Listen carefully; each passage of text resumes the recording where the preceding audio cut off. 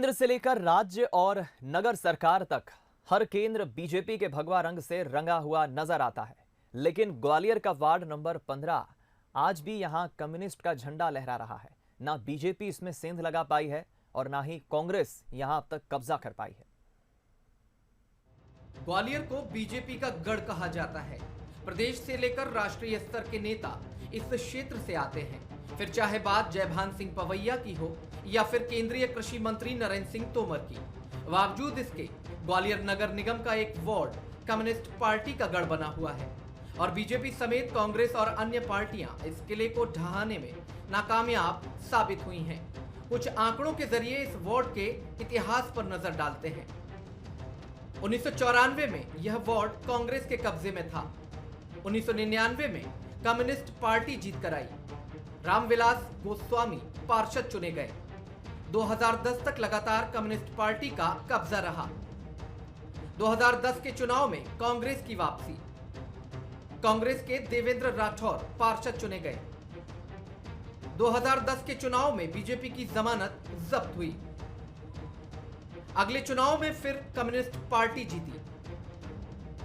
उषा गोस्वामी पार्षद चुनी गई। वर्तमान में भी कम्युनिस्ट पार्टी का कब्जा। कम्युनिस्ट पार्टी का नेतृत्व कर रहे रामविलास गोस्वामी की माने तो उनका सीधा जुड़ाव गरीब तबके की जनता से है और यही उनकी सफलता का कारण भी है। जो जमीन से जुड़ा रहता है वो टिका रहता है, कहीं भी हो, चाहे बंगाल हो, केरल हो। जहाँ पर थोड़ा सा जमीन से हाई फाई हुआ वो निबट जाता है।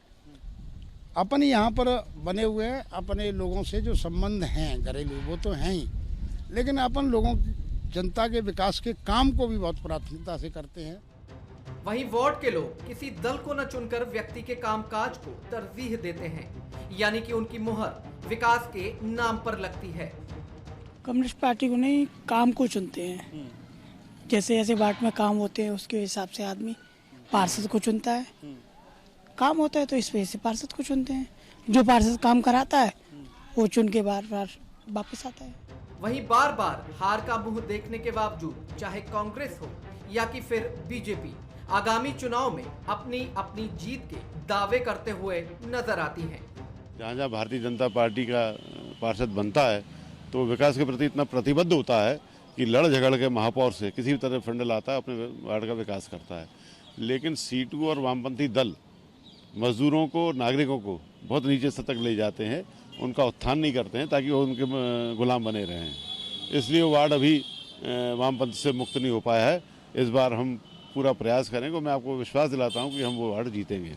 वर्तमान में क्या है कि महिला सीट है, कांग्रेस के पास थोड़ा अभाव तो है और जो चुनाव लड़ता है कभी उसका पति लड़ता है, कभी वो लड़ती है।